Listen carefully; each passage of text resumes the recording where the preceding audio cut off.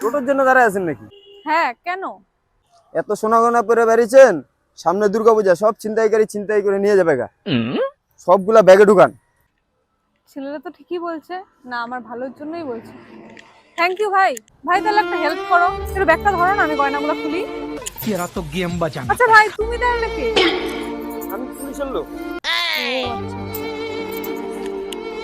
ও